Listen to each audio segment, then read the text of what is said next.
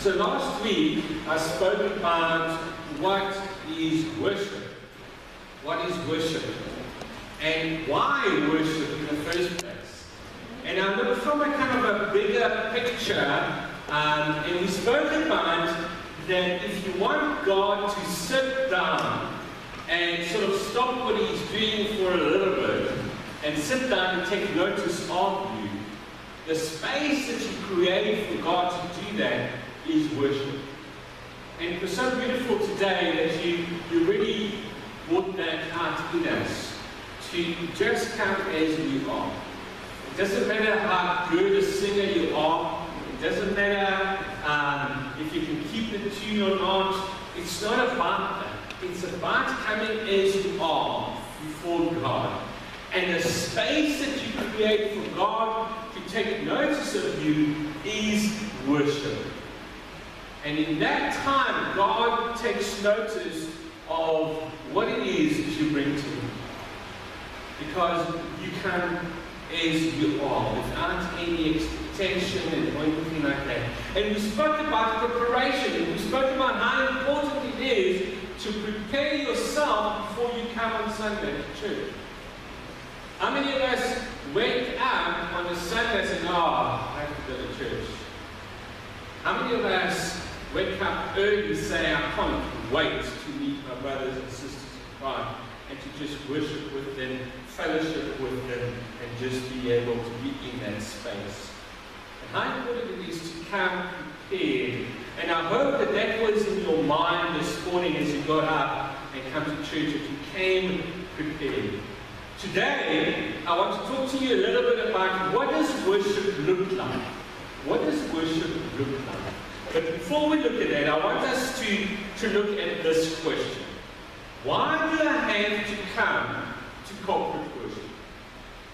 You know, I often hear people saying, I can worship God in nature. I can worship God in nature, absolutely. Or I can go fishing and I can worship God when I go fishing or camping. I can worship God camping with my buddies or at my home, just putting on nice Christian music and just worshiping at home. And here's the worship. Here's the question. Can you worship God alone in nature?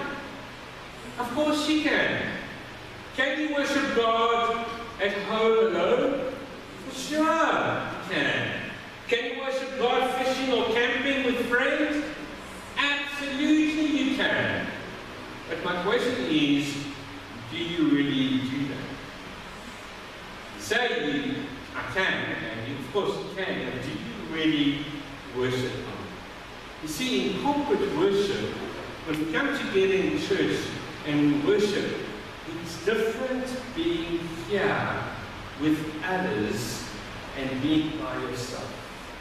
There's just something that happens when people in a church come together and worship in one spirit, in one mind, and in one voice. Listen to this, Hebrews 10, 24 to 25. That's up with me.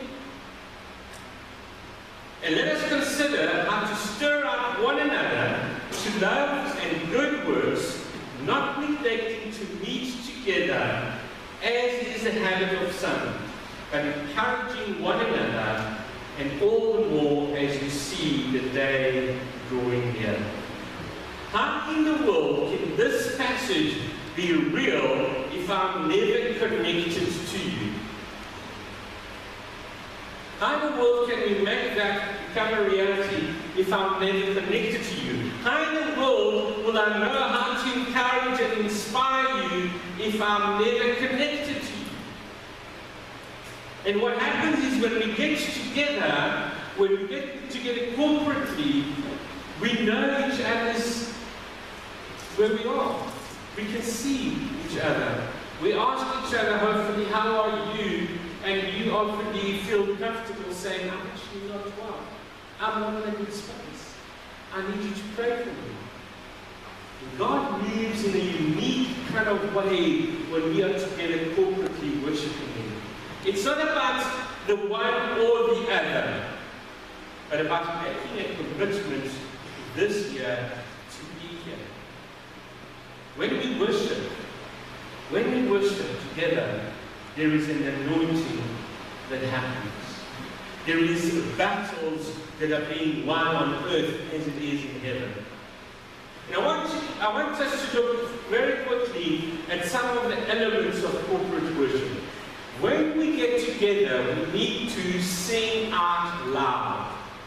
Sing out loud. Now, Ezra chapter 3, verse 10 to 13, we must just listen to that. It's not on the screen. It says, and when the builders laid the foundation of the temple of the Lord, the priests in their vestments came forward with trumpets, and the Levites, the son of Asaph, with cymbals, to praise the Lord according to the direction of David, king of Israel. And they sang responsively, praising and giving thanks to the Lord. For he is good, for his steadfast love endures forever. And all the people shouted with a great shout when they praised the Lord, because the foundation of the house of the Lord was laid. But many of the priests and the Levites and heads of the father's house, all men who had seen the first house, wept with a loud voice when they saw the foundation of this house being laid. The many shouted aloud for joy, so the people could not distinguish the sound of joy shouts from the sound of the people who were weeping. For the people shouted with a great shout, and the sound was heard far away. 2 Chronicles 29:28 says, the whole assembly worshipped, and the singers sang, and the trumpet sounded. All this continued until the burnt offering was finished. And we spoke a little bit about this last week, how important for us to sing out loud. And that has very little to do with how well we can carry a tune. I mean, we've got our worship team, and they are a little bit better than we are, okay? And we're hoping that they will direct us. And some of us say, I can never sing as wonderfully as they sing. But it doesn't actually matter how well you can carry a tune or not.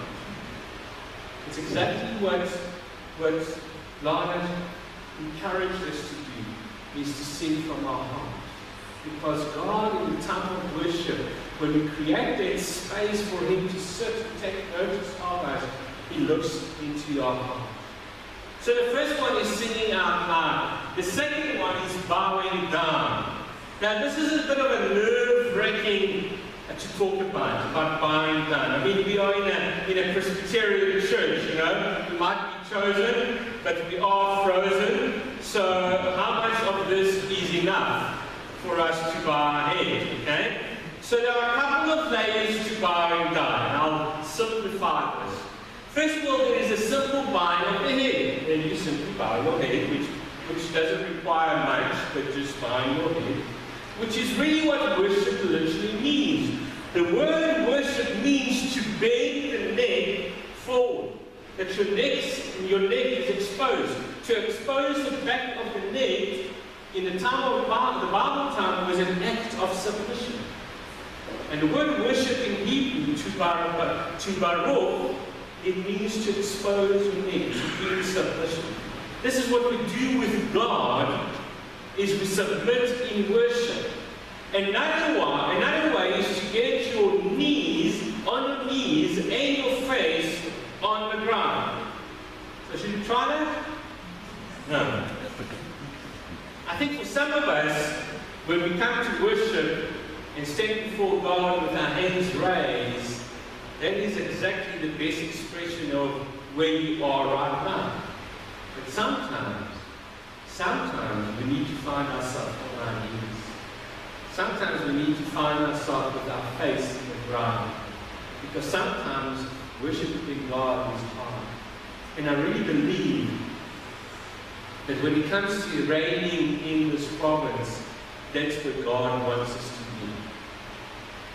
It says, humble yourself. Humble yourself. And I don't believe that all of us have humbled. I really believe that unitedly we need to go on our knees with our face down on the ground and plead before the Almighty. Amen. Genesis 24:26.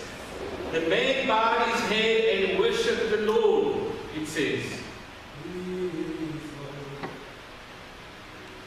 He has risen from the dead, his Lord.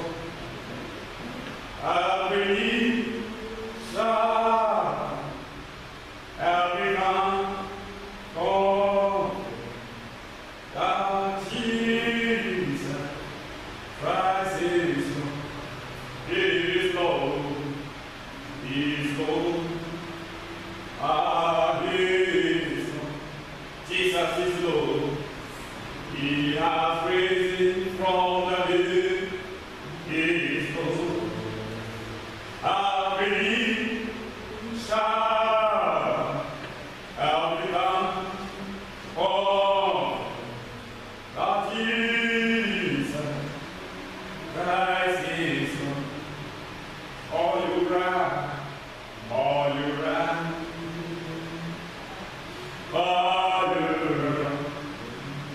Yes, we are.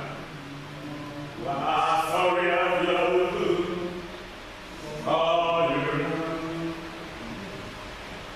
Oh, Gideon, battle to Resilience, because Jesus, yes, we. Thank you. Let me give you some scriptures and I'm putting these by Genesis 34:26. The man bowed his head and worshipped the Lord. Exodus 4:31. And the people believed, and when they heard the Lord had visited the people of Israel, and that he has seen their affliction, they bowed their heads and worshipped. 2 Chronicles 7:3. When all the people of Israel saw the fire come down and the glory of the Lord of the temple, they bowed down with their faces to the ground on the pavement and worshipped and gave thanks to the Lord, saying, for he is good, for his love endures forever. 2 Chronicles 20:18. Then Jehoshaphat bowed his head with his face to the ground, and all Judah and the inhabitants of Jerusalem fell down before the Lord and worshipped the Lord. 2 Chronicles 29:30. And Hezekiah the king and the officials commanded the Levites to sing praises to the Lord with the word of David and of Asaph the seer. And they sang praises with gladness, and they bowed their heads and worshipped. Nehemiah 9:3. And they stood up in the place and read from the book of the Lord, their God, for a quarter of the day. For another quarter of it, they made confession and worshiped the Lord their God. Isn't that beautiful? To do that for 6 hours in a day, to just worship God. Sometimes we need to find ourselves on our knees with our face down. So there's singing loud, there's bowing our head, and then there's raising of our hands. I know that for some of us here today, it's just something we don't do. We don't raise our hands. We don't understand it, and we don't raise our hands. So I want you to watch this for a few minutes. It's a clip about raising hands in church.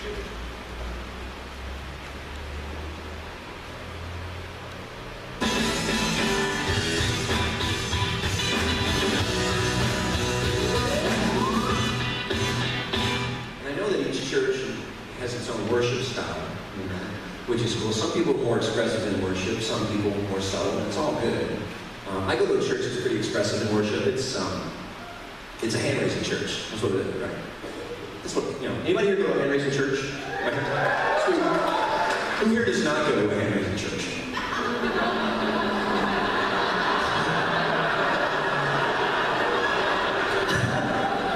Some of you are trying, like, I can't. I need to get some momentum. Totally cool. But hey, if you're not used to going to a hand-raising church, you want to go and join us, feel free to join us, but don't feel like you got to join right in, okay? Start slow. We got a lot of different hand raises that we use. We actually have names for our hand raises. So I'm going to walk you through real quick, okay, what they are, just to let you know. Say you're my church, music is rocking, start slow, hands in the pockets, little elbow flap, you're fine. Very subtle, get warmed up, get your heart rate up. When you're warmed up, start with the first one. Ready? Carry the TV. Carry the TV, that's our first one. Very subtle. Go to big screen, a little wider. Next one's my fish was this big, fish was this big. If you're a liar, go out there, that's fine. Don't worry about it. Jesus loves you, grace. Next one's hold my baby, hold my baby. Got dueling light bulbs, that's our next one, dueling light bulbs. Got goalpost, everybody knows goalpost. Throwing a heartburn, a lot of people like to do heartburn. Double heartburn, right back to goalpost. What's my favorite? Mufasa. Mufasa, that's my favorite. The circle of life. Tim, can you go higher? Yes, you can. You take one hand, go a bunch of different stuff. Pointer, hatchet, schoolroom. Release the doves, give the Lord a high five, press it out. A lot of women like to wash the window. Wash the window.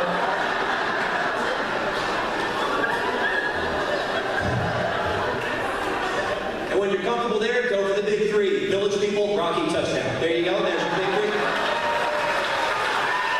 You're set. You're a pro. It's funny. Can I ask you to put Exodus 17, verse 8, 16, I think it is on the screen. There we go. Amalek came and fought with Israel at Rephidim. So Moses said to Joshua, choose for us men and go out and fight with Amalek. Tomorrow I will stand on the top of the hill with the staff of God in my hand. So Joshua did as Moses told him and fought with Amalek. While Moses, Aaron, and Hur went to the top of the hill, whenever Moses held up his hands, Israel prevailed. And whenever he lowered his hands, Amalek fell. But Moses' hand grew weary, so they took a stone and put it under him, and he sat on it. While Aaron and Hur held his hands, one on one side and the other on the other side. So his hands were steady until the going down of the sun. And Joshua overwhelmed Amalek and his people with the sword. But the Lord said to Moses, write this as a memorial in a book and recite it in ears of Joshua. But I will utterly blot out the memory of the Amalek from under heaven. Moses built an altar and called the name of it, the Lord is my banner, saying, a hand upon the throne of the Lord. The Lord will have war with Amalek from generation to generation. I want to pull out one word from here, and it's the word, the Lord is my banner. Now why that picture? And I mentioned a little bit about it at Christmas, on the Christmas message, if you were here. But the whole thing about the banner is that you remember the Israelites came from Egypt. They were spending their time in Egypt. And in Egypt, in the temples, there were huge temples and there were huge banners of the gods of Egypt. And as the wind was coming from the east, they would blow the banner into sort of like the space between the ceiling and the wall. And they will blow the banners into it. So that when you look at the banner, you're actually not looking at the banner, but you're looking at what's beyond the banner. What's beyond the banner.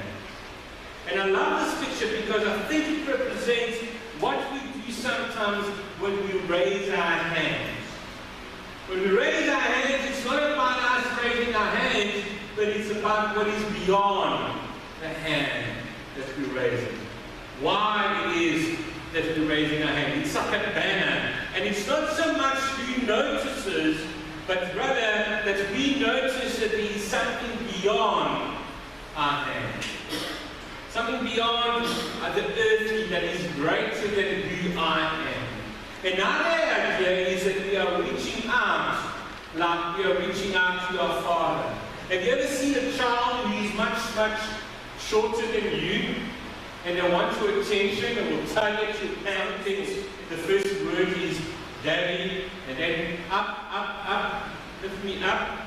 And I like that idea because it's when we come and worship with our hands up, it's almost saying to our Daddy, here I am. Lift me up.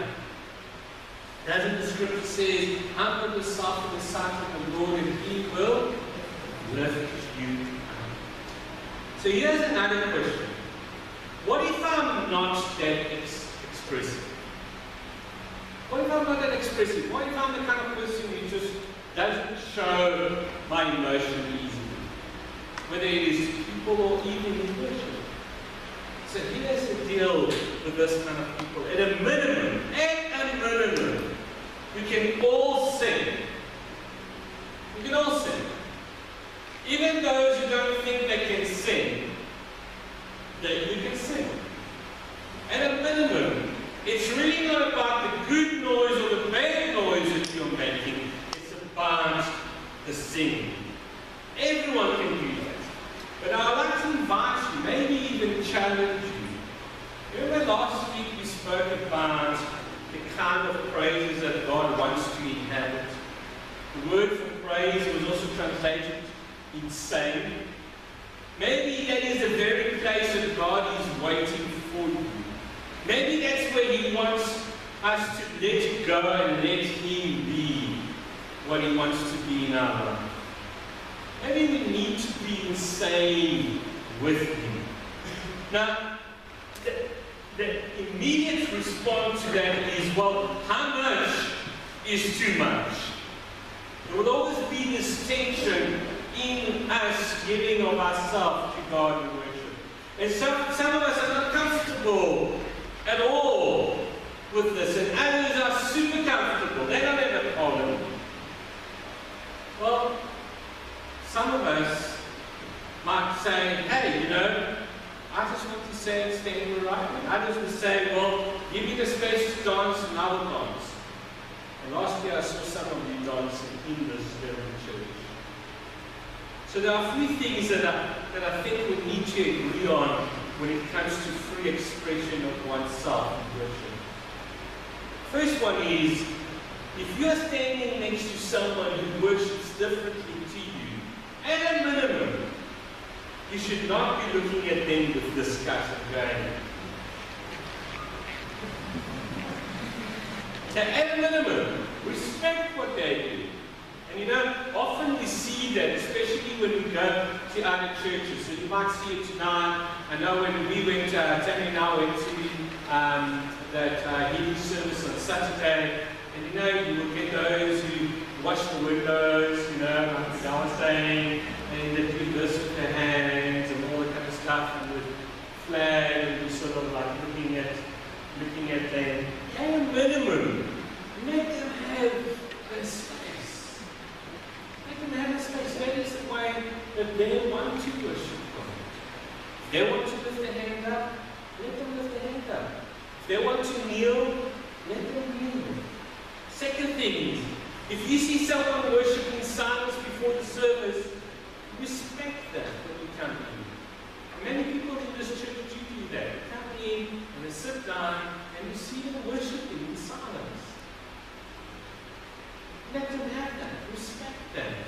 You want to talk, you want to fellowship outside.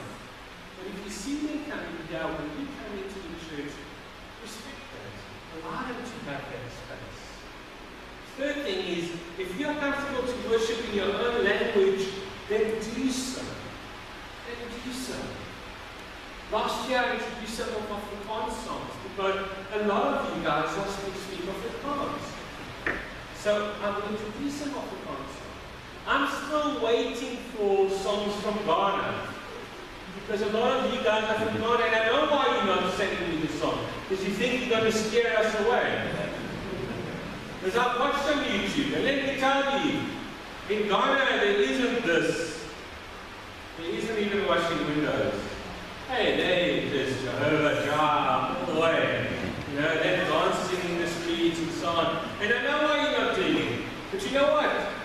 I want that. Because in this church, we are very different from each other.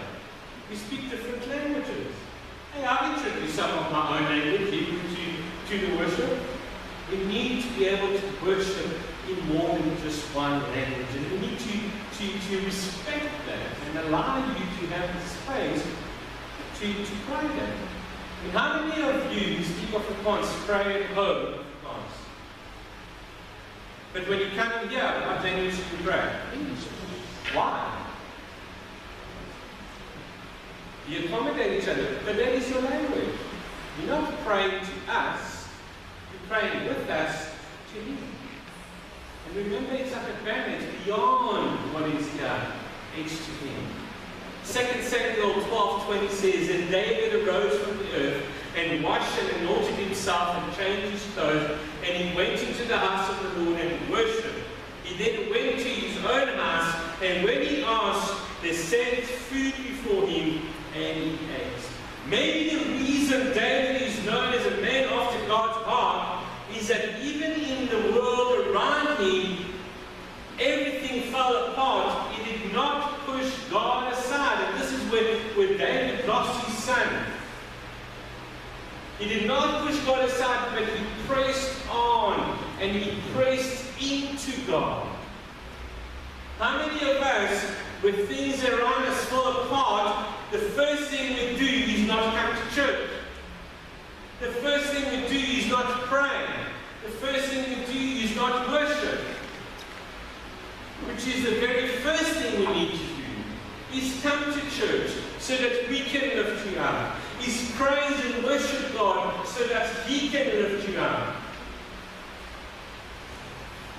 Job 1:20 says, "Then Job arose and tore his robe." And Job has just lost everything. He's lost his children, he's lost his wife, he's lost his wealth. And it says he tore his robe and shaved his head and fell on the ground and what? Worship. Worship. Job lost everything, but yet he also pressed into God. Isn't that beautiful? Maybe today, that's what God wants to do. Maybe today God is saying to you, I know where you are. I know the mess in your life. And maybe God is saying to you, I want you to press into me. Come and humble yourself. Allow me to create that space where I take notice of you as you are and just minister to you. But you know, creating that space for Him to minister, you need to be able to hear what He's saying. Often people think when you come to worship and when you come and pray to God, that means you need to do all the talking and you need to do all the listening. It's actually the other way around.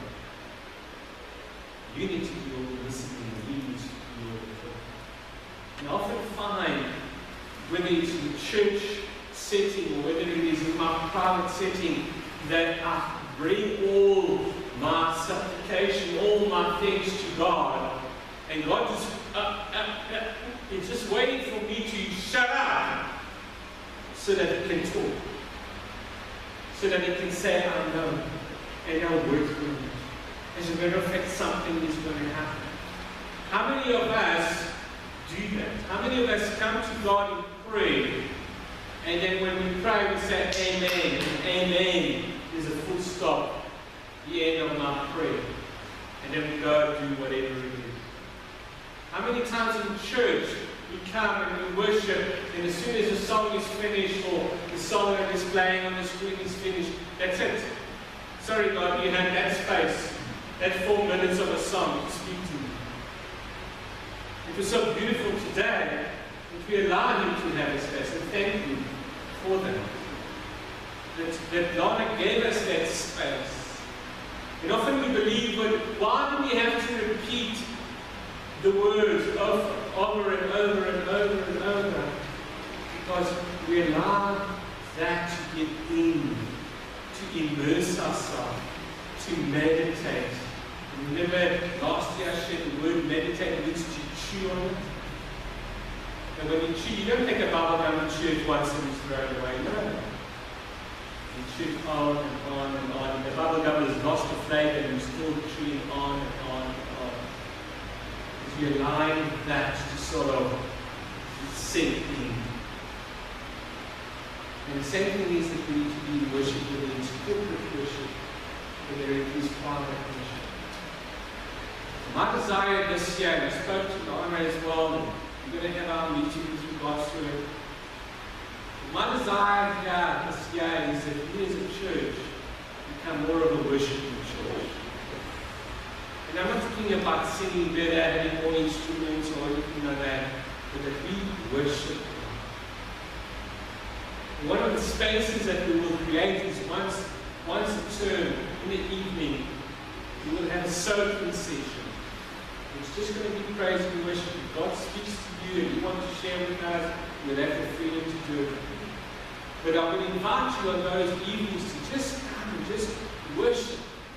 Whether you want to lie on the floor, face down, you can do it. Whether you want to jump up and down, or take a flag and start dancing, you will be able to do that. To give you the space to come before your Heavenly Father and worship. And worship. So I really encourage you to join me this evening. We can go and corporately and unitedly we are joining hands across denominations. We're going to appeal to our Father. And a program is set up as each church has the name of the Father, one of the names of the Father, and we're going to concentrate our prayer in that. And we're going to worship together. We're going to humble ourselves together. And I feel that God is waiting for the churches in this time to do that. To unite. Not just in words, to unite our hearts. And to show the banner, and point to the banner which is beyond who we are, to who He is. So I pray that this coming week, that you will find yourself in a place of worship. That you will prepare yourself in this week to a place of worship, just as you are. Whether it is in the morning, or in the evening, or in the afternoon, whether it is you and your husband, whether it is a couple of you at work, worship Him. Worship Him. Worship Him. Amen? Amen. Amen. We're going to have a last song. We're going to sing all the songs. Okay? Do you want to maybe give us a song? Maybe maybe you can just mentor and then go. Then we go into